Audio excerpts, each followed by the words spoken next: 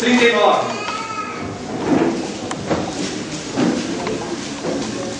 Gênesis capítulo 39.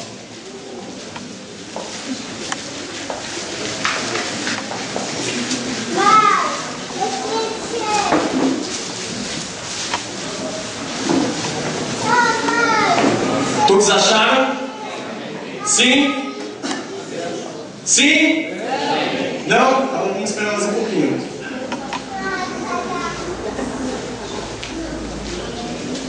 Agora eu acredito que todos acharam. Vamos fazer a leitura. Tem como título José na casa de Potifar.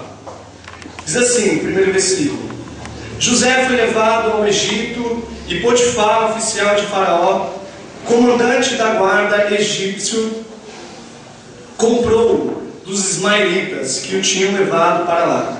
O Senhor era com José, que veio a ser homem próspero, e estava na casa de seu senhor egípcio. Vendo Potifar que o Senhor era com ele, e que tudo o que ele fazia, o Senhor prosperava em suas mãos. Versículo 4: Logrou José mercê perante ele, a quem servia, e ele pôs por mordomo de sua casa, e lhe passou às mãos tudo o que tinha. E desde o que fizera como mordomo de sua casa, e sobre tudo o que tinha, o Senhor abençoou a casa do egípcio por amor de José. A bênção do Senhor estava sobre tudo o que tinha, assim em casa como no campo. Potifar tudo que tinha confiou às mãos de José, de maneira que, tendo por mordomo, de nada sabia, além do pão com que se alimentava. José era formoso de porte e de aparência. Aconteceu, depois destas coisas, que a mulher de seu senhor, a mulher de Potifar, pôs os olhos em José e lhe disse: deita-te comigo. Versículo 8: Ele, porém, recusou e disse à mulher do seu senhor: tem por mordomo o meu senhor, e não sabe do que há em casa, pois tudo que tem me passou ele às minhas mãos. Ele não é maior do que eu nesta casa, e nenhuma coisa me vedou, senão a ti, porque és sua mulher. Como, pois, cometeria eu tamanha maldade e pecaria contra Deus?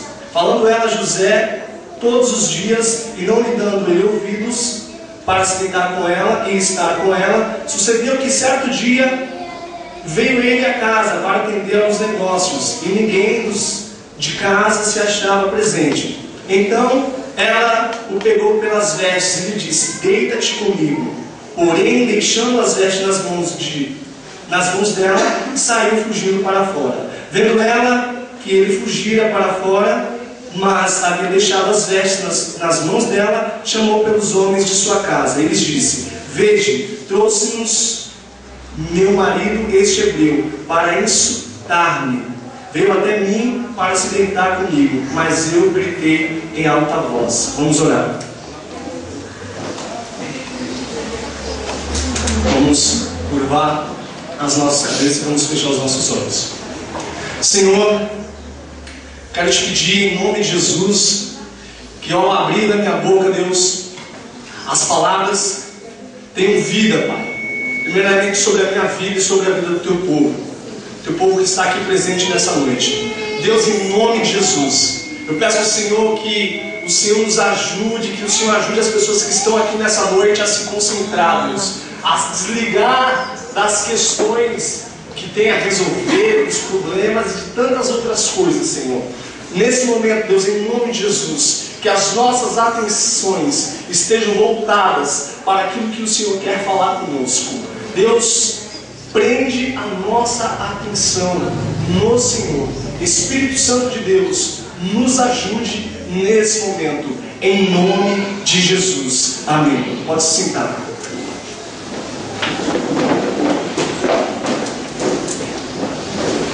Nós iremos falar hoje a respeito de tentação.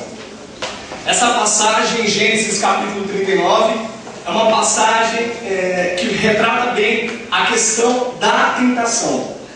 Tentação, de uma maneira mais simples, para que todos nós possamos entender, é o conflito entre o que eu quero e o que Deus espera ao meu respeito. Tentação é a atração para fazer o mal por esperança de obter prazer ou obter algum tipo de lucro. Tentação é o conflito entre o que eu quero e o que Deus espera ao meu respeito. Foi o que aconteceu com José. José foi tentado nesta passagem, em Gênesis capítulo 39. A tentação é como uma bomba relógio. Como funciona? Ou melhor, como fazer uma bomba relógio? Se você pegar um copo d'água, você pode fazer essa experiência em casa. Se você pegar um copo d'água, um pouco de gelo seco e uma garrafa, e colocar dentro dessa garrafa água, colocar esse gelo seco, encher uma bexiga e abrir ela e envolver na boca da garrafa, e logo depois virar essa garrafa, esse gelo seco com essa água vai cair dentro da bexiga. Você dá um nó e aguarda por um determinado tempo. A bexiga vai começar a inflar e BUM! Vai estourar. A bomba relógio é mais ou menos desse jeito. Não é diferente com relação à tentação quando ela surge. Se não tivermos cuidado, ela pode estourar.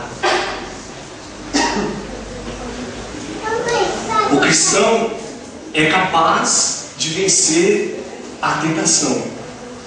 Diga aí para o seu irmão: você é capaz de vencer a tentação. Você é capaz de vencer a tentação. Pode dizer sem medo.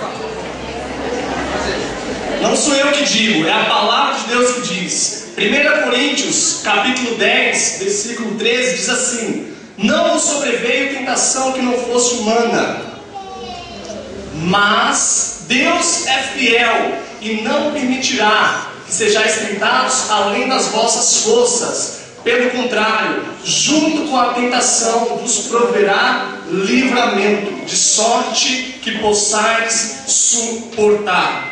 Mas Deus é fiel e não permitirá que sejais tentados além das vossas forças. Então, toda tentação, nós estamos aptos, nós cristãos, estamos aptos para vencer qualquer uma delas. Amém. Estamos aptos, diz a palavra de Deus, em 1 Coríntios capítulo 10, versículo 13. Então, eu e você podemos sim, através do Espírito Santo de Deus, desarmar essa bomba relógio que pode explodir a qualquer momento, quando passamos a ser tentados. Todos entenderam? Amém. Sim? Amém.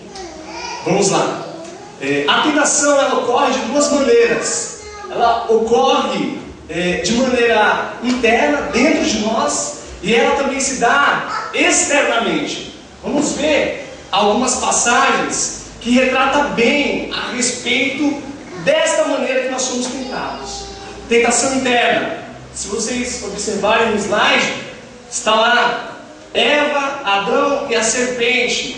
Quem começou a gerar aquela situação foi a serpente. Se você for ler em Gênesis capítulo 3, que se aproximou da mulher e começou a ludibriar a mulher. Se você for ver lá nos evangelhos, Mateus, Lucas, Marcos, você vai ver que o diabo se aproximou de Jesus Cristo para tentá-lo. Inclusive no mesmo texto, o diabo recebe o nome de tentador. Então uma das formas pela qual nós somos tentados é externamente. Situações externas, circunstâncias externas que nos tentam. Ocorre também de uma outra forma. Ocorre internamente, dentro de nós. Passa para mim, por favor. Diz em Tiago 1,14: ao contrário, cada um é tentado pela sua própria cobiça, quando esta o atrai e seduz. Davi, como é de costume, devia acompanhar o seu exército em época de batalha. Ele não acompanhou, muito pelo contrário, ficou no seu palácio. E lá em 2 Samuel, capítulo 11, vai mostrar Davi dando uma volta no seu palácio, caminhando ali nas redondezas, no seu terraço, e daqui a pouco ele vê uma mulher se banhando, diz a Bíblia. Se estava nua, como retratam e como diz, eu não sei. A Bíblia diz que ela estava se banhando. Eu acredito que não tem como se banhar de roupa, né? Então, Davi começou a observar, olhando. Daqui a pouco, aquilo dentro dele começou a ser alimentado. Começou a se alimentar aquele desejo por Batseba. Aí logo depois, como nós conhecemos a história, ele se deitou com Batseba, teve um filho. Como a Sueli disse aqui, esse filho não sobreviveu, porque assim Deus quis. E durante esse processo, para que ele não fosse descoberto, o que ele fez? Pediu para Joabe colocar Urias na linha de frente da batalha, para que ele morresse. Olha só como a tentação, ela é perigosa ao explodir. A tentação, quando explodiu dentro de Davi, gerou uma bagunça dentro da sua família, gerou morte, gerou adultério e dentre outras coisas, como diz a palavra. Então, a tentação, ela se dá de duas formas. Ela se dá por conta das circunstâncias externas e se dá também por uma situação interna dentro de mim. Deu para entender, irmãos? Essas duas partes? Amém. Se você entendeu, diga assim, por favor. Sim? Sim. Amém, que bom. Então, todos estão entendendo. E quais são os meios bíblicos para vencer? Já que a Bíblia diz que eu sou capaz de vencer a tentação, seja uma tentação interna ou seja uma tentação externa. Quais são os meios bíblicos para vencer a tentação? Diga novamente para o seu irmão que está do seu lado. Você, sem medo. Não precisa ter medo não. Ninguém aqui morde não. Você é capaz de vencer a tentação. Quais são os meios? Em Gênesis capítulo 39, nós aprendemos com José como vencer a tentação, seja qual for ela, seja qual for. José nos traz lições para lidarmos com as tentações. Então, quais são os meios? O primeiro, através de um comportamento responsável. Vamos ler o versículo 7, que diz assim: aconteceu, depois destas coisas, que a mulher de seu senhor pôs os olhos em José e lhe disse: deita-te comigo. Ela queria ter relações sexuais, em outras palavras, com José. Diz a Bíblia que José era bonito, era formoso, e a mulher de Potifar ficou babando por José, louca para se deitar com José. E olha só o que aconteceu, versículo 8, eu acabei de ler o 7. Ele, porém, recusou e disse à mulher de seu senhor: tem por mordomo o meu senhor, e não sabe o que há em casa, pois tudo que tem me passou ele as minhas mãos. José, numa situação onde ele estava sendo tentado, teve um comportamento responsável. E muitas vezes nós não conseguimos resistir, recusar as tentações, porque nós não temos um comportamento responsável. Ele tinha consciência de que ele era mordomo.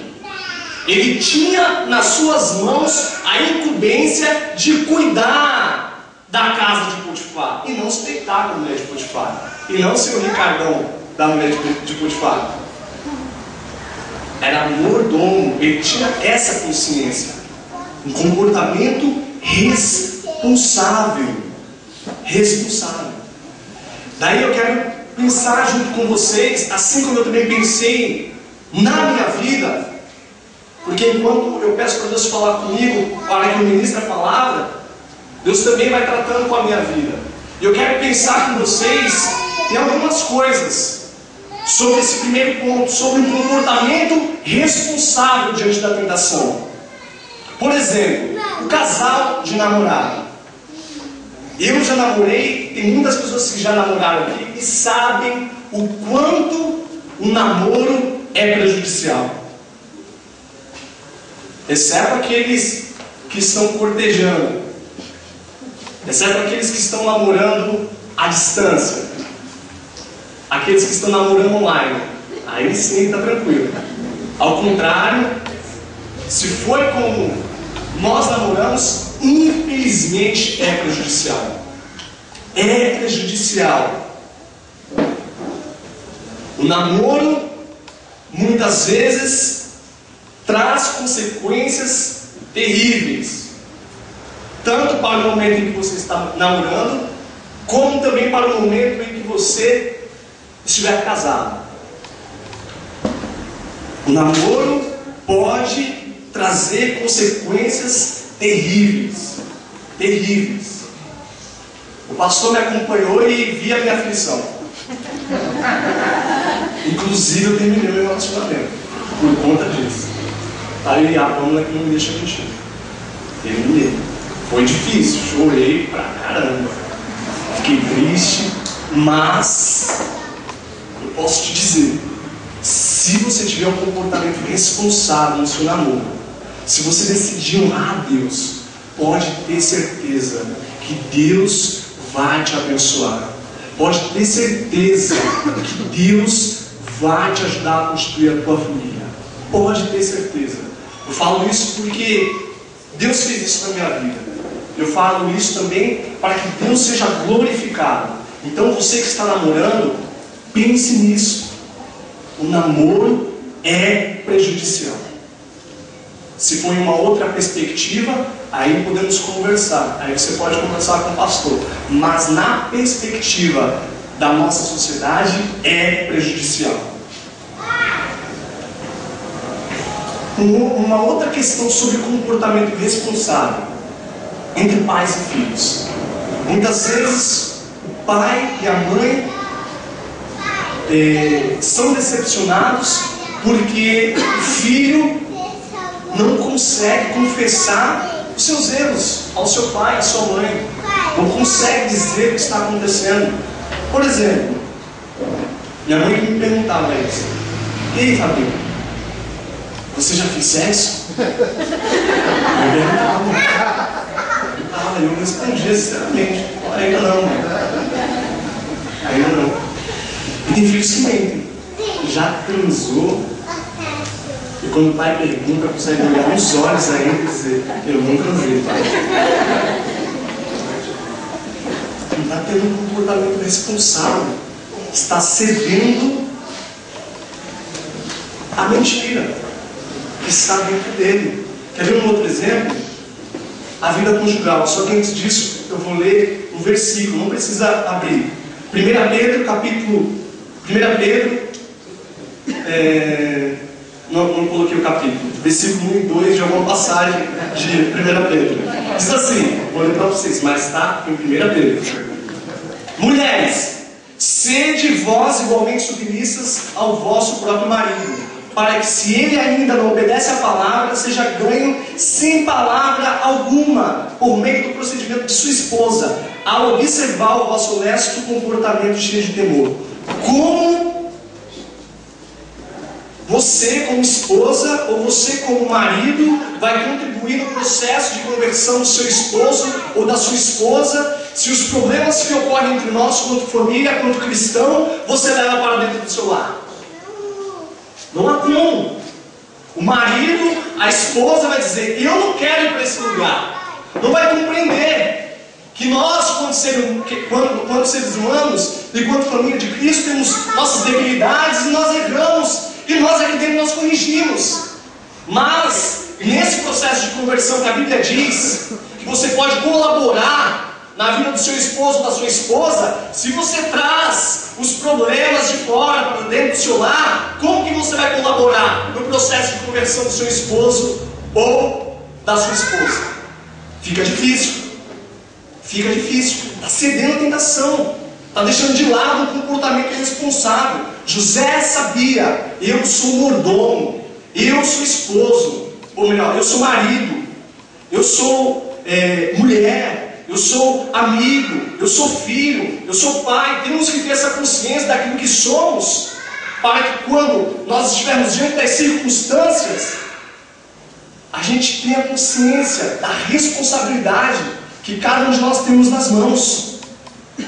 E quando falamos sobre amigos, muitas vezes o cara se relaciona com um, se relaciona com outro, com mais um aqui, e mais um problema daqui, mais um problema dali. O que acontece? Esse cara tem algum problema. Toda relação há um problema.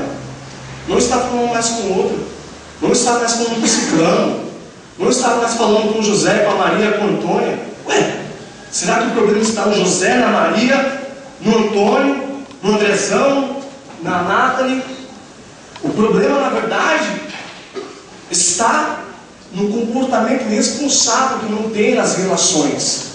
Muitas vezes está se relacionando com o outro, e quando o outro não está mais, na ausência do outro, está falando mal do outro. Está falando mal do outro. Aí quando descobre, o outro já não confia mais. Aí não há aquele relacionamento, se não for restaurado, aquele mesmo relacionamento. Mas tudo isso porque não teve um comportamento responsável. Há uma história que diz assim: uma mãe tinha 2 filhos, um menino e uma menina. O menino estava andando de bicicleta no quintal e de repente passou em cima do pintinho, atropelou o pintinho. Aí a irmã viu: ah, você atropelou o pintinho, né? Vou falar para a mãe: não, fala não. Então vamos fazer o seguinte. A menina disse para ele: vamos enterrar o pintinho, eu não vou contar para a mãe o que você fez, e você vai agora, de hoje por diante, seguir algumas orientações que eu vou te passar. Você vai lavar a roupa, vai lavar a louça, tá? Quando eu acordar, você vai lá, arrumar a minha cama. Aí o menino, coagido, tudo bem, topou. E começou a lavar roupa, começou a lavar a louça, começou a arrumar a cama, coagido por quê? A irmã estava chantageando ele. Só que chegou um dia que ele não aguentou mais. Eu vou conversar com minha mãe. Vou falar para ela que eu matei o pintinho.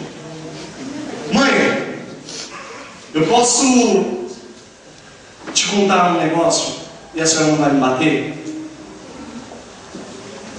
Filho, dependendo do que for, eu não vou te bater, mas dependendo do que for também eu vou te bater.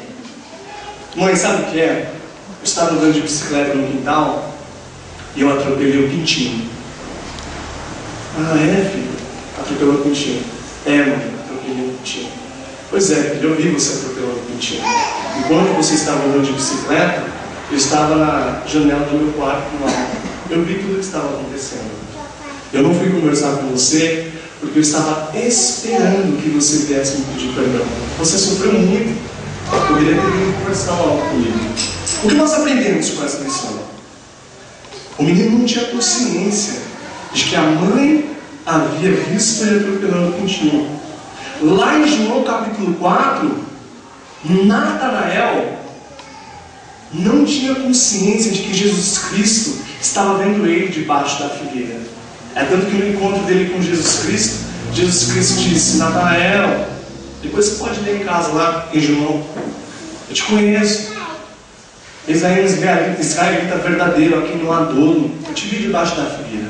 Então, diante das nossas responsabilidades, como pai, mãe, filho, como funcionário, seja lá qual for, Deus está nos observando, Deus está nos filmando. Amém? Amém.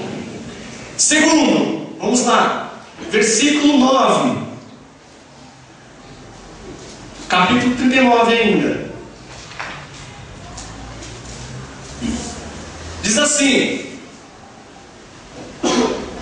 ele não é maior do que eu nesta casa. E isso José respondendo para a mulher: e nenhuma coisa me vedou, senão a ti, porque és sua mulher. Como, pois, cometeria eu tamanha maldade? Ele não é maior do que eu nesta casa? Ele perguntou, e nenhuma coisa me vedou, senão a ti, porque és sua mulher. Como, pois, cometeria eu tamanha maldade? José se absteve do que era alheio. Em outras palavras, ele recusou aquilo que era do outro. A mulher de Potifar é mulher de Potifar, não é a minha mulher. Não é a minha mulher. Ele deixa bem claro. Ele não me vedou nada, exceto a você. Você é mulher de Potifar, não minha. E muitas vezes nós somos tomados pelos nossos sentimentos e cedemos a essas tentações. Quer ver um tipo de tentação interna que acontece dentro de nós e nós não podemos negar e precisamos vencê-la no nome de Jesus? É a inveja. A inveja. Muitas vezes o outro está conquistando, o outro está sendo abençoado, está prosperando, seja lá qual for a maneira, e muitas vezes nós estamos olhando para aquilo que o outro está conquistando, aquilo que Deus está fazendo na vida do outro, e perguntando para Deus, Deus, por que o Senhor não faz na minha vida também? O Senhor está fazendo na vida de fulano, de ciclano, e não faz na minha? E tudo isso por quê? Porque está envolvido por um sentimento de inveja. Sentimento de inveja. Às vezes, porque o outro tem uma vida com Deus, uma vida de oração, uma vida de leitura da palavra, uma vida de dedicação ao reino de Deus. Às vezes porque o ministério do outro está avançando. Às vezes porque o casamento do outro está crescendo em saúde emocional, espiritual. Porque o meu casamento não é assim. Às vezes no trabalho, fulano ganhou uma promoção, eu não ganhei. Fulano conseguiu um carro, eu não comprei. Inveja. Inveja pode derrubar eu e você. Essa bomba pode explodir dentro de mim e dentro de você. A inveja. Nós temos que nos abster daquilo que é alheio, aquilo que é do outro. Foi o que José fez, ele tinha essa consciência. Vamos mais avante. Versículo 9. No final, ele diz: e pecaria contra Deus. Vou ler o versículo completo para que vocês entendam melhor. Versículo 9. Ele não é maior do que eu nesta casa, e nenhuma coisa me vedou, senão a ti, porque és sua mulher. Como, pois, cometeria eu tamanha maldade e pecaria contra Deus? Contra Deus. José tinha no seu caráter, na sua consciência, na sua personalidade, no seu temperamento, a consciência de que, além de prejudicar o seu Senhor, ele estaria pecando contra Deus. Pecando contra Deus. Ele mesmo disse: e pecaria eu contra Deus? E muitas vezes nós sofremos algumas derrotas espirituais porque nós não temos essa consciência do prejuízo principal. O prejuízo principal não é se eu falar mal do André e eu vou ter uma consequência referente a isso. Eu vou ter também. Mas a consequência principal é a minha vida com Deus. Eu vou ter uma derrota espiritual. Essa é a principal derrota. A principal derrota não vai ser o meu relacionamento com o André que vai ser comprometido. Essa é uma consequência, mas a principal é minha vida com Deus. Minha vida com Deus. E a derrota espiritual, ela pode trazer várias consequências, dependendo do que você está sendo tentado, seja dentro de um relacionamento, seja no trabalho, seja dentro de um ministério, seja lá onde você estiver sendo tentado. Essa derrota espiritual mostra a consequência da sua rendição à tentação. Versículo 10. Então, consciente do prejuízo principal. Versículo 10 diz assim: falando ela a José todos os dias, e não lhe dando ele ouvidos para se deitar com ela e estar com ela, ela o entregou. Diz os versículos posteriores que José foi fazer algum serviço na casa e ao chegar lá, ela, louca de desejo por José, o agarrou e José quis correr, e ao correr, as vestes de José, não sei que vestes, se foi a bermuda, se foi o chinelo, sei lá o que foi, só sei que ficou na casa dela, ficou na mão dela. E ela acusou José, ela caluniou José. Versículo 10, falando ela José todos os dias, e não lhe dando ele ouvidos para se deitar com ela, ela o entregou. Todos os dias ele estava sendo tentado. No primeiro versículo diz que ela chamou ele para se deitar. Após esse pedido, ele foi sendo tentado diariamente. Segunda, terça, quarta, quinta, sexta. Ei, José, vamos lá? Sábado. Ei, José, tô aqui, ó, cheirosa. Domingo. Ei, José, ó, acabei de fazer uma pranchinha. Segunda. Ei, José. E aí, José? José, não, eu não cometeria tal maldade contra o meu Senhor e pecaria contra Deus. Não. José recusou. José tinha um comportamento constante, não foi isolado, não foi só naquele momento que ele disse, eu não quero deitar com você. Foi constantemente. É o que Deus está requerendo de mim e de você.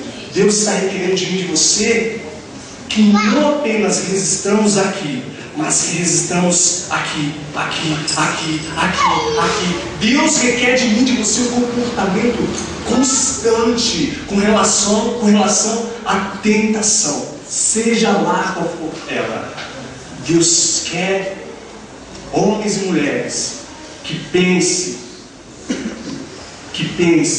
e saiba desarmar essa bomba relógio que é a tentação.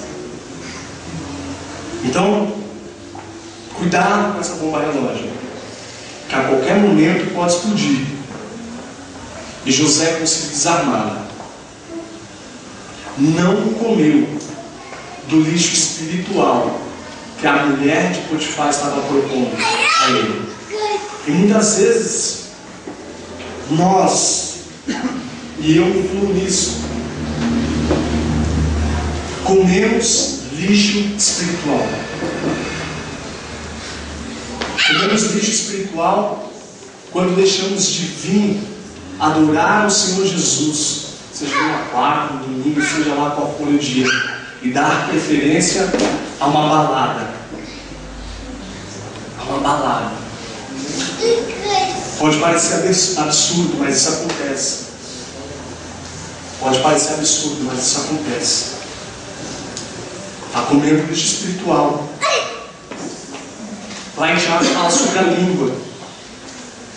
Não adianta nós apenas tomarmos cuidado entre nós para não falarmos mal um do outro, ou até mesmo falarmos mal de alguma pessoa para o outro.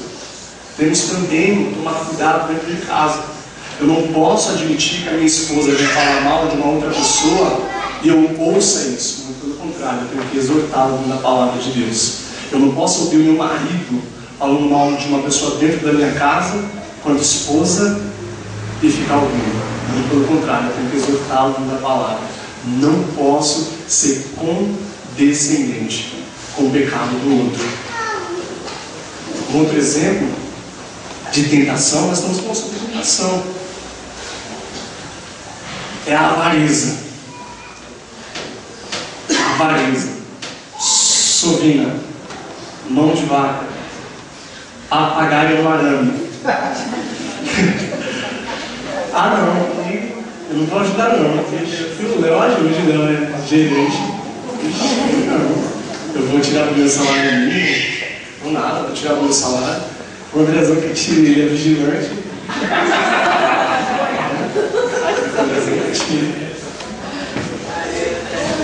Cuidado, temos que ter cuidado com relação à questão da sexualidade, do namoro. Não adianta transar de vez em quando. Eu transei com meu namorado no mês passado. Esse mês, mais uma vez. Não adianta. Deus está querendo pessoas que têm um comportamento com relação à tentação constante, que vai recusar constantemente. Deus está requerendo de mim, Deus está requerendo de você um comportamento constante. Constante. E com relação à pornografia, está acessível a todos nós. Deus requer um comportamento constante. Não adianta ver de vez em quando. Não adianta dar uma olhadinha de vez em quando. Deus requer um comportamento constante. Liderança. Deus requer um comportamento constante. Eu falei mal do pastor ontem. Falei mês passado. Falei hoje. Não. Deus requer um comportamento constante. Constante. Falei mal do líder do ministério. O Andrezão, do Ministério da Sua Imagem. Eu te peguei, o Andrezão, que está aqui próximo. O Andrezão é isso, aquilo, é isso. Deus está requerendo de mim e de você um comportamento constante.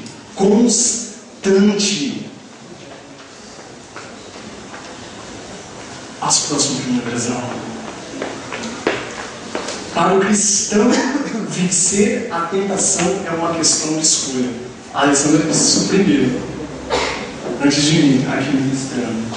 Para o cristão, vencer a tentação é uma questão de escolha. Diga novamente, para quem está do seu lado: você é capaz de vencer a tentação, porque é uma questão de escolha. É uma questão de escolha. É uma questão de escolha. Seja lá qual for a forma que eu estou sendo tentado, seja lá qual for a forma que você está sendo tentado, seja com relação às circunstâncias externas, seja com relação à tentação dentro de você, você pode escolher se você vai se render ou não. Não sou eu que digo, é a palavra de Deus em 1 Coríntios 10, 13. E José mostrou isso, que nós estamos aptos para vencer a tentação. Então, para vencermos a tentação, em Gênesis capítulo 39, nós aprendemos que devemos ter um comportamento responsável.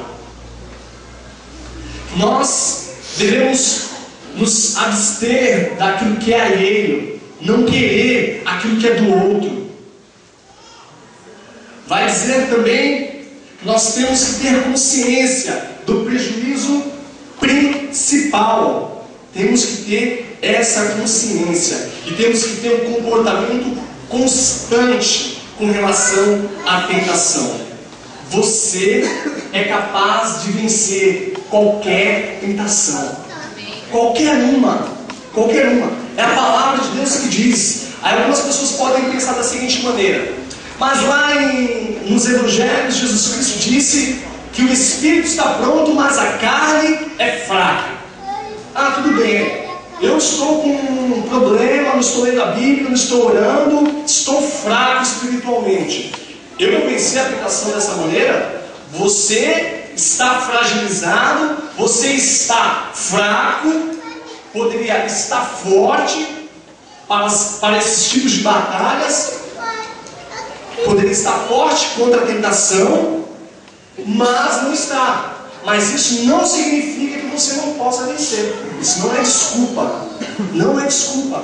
Porque a palavra de Deus em 1 Coríntios 10, 13 diz que nós não somos tentados acima das nossas forças. Então, até mesmo naquele momento que você não está bem espiritualmente, até mesmo aquela tentação que você está enfrentando naquele momento, você pode vencê-la. Você pode vencê-la, diz a palavra de Deus. Você é capaz, eu sou capaz de vencer a tentação. Diga para você mesmo: eu sou capaz de vencer a tentação. Você pode estar pensando: em várias coisas. E uma delas você pode estar pensando o seguinte: eu já perdi várias batalhas, eu já me rendi a várias tentações, várias. Não consegui, não resisti, me rendi, pequei. Há uma história que diz que um poderoso governante foi até uma penitenciária. E aí ele começou a conversar com aqueles prisioneiros ali, e conversou com vários, e a maioria da resposta deles era a seguinte: olha, eu sou inocente e aqui dentro eu sou muito maltratado. Todos eles se justificaram, todos. Aí ele estava indo embora, quando de repente viu um rapaz cabisbaixo, triste, olhou para ele, falou: ei, jovem, vem cá, por que você está triste? Por que você está cabisbaixo?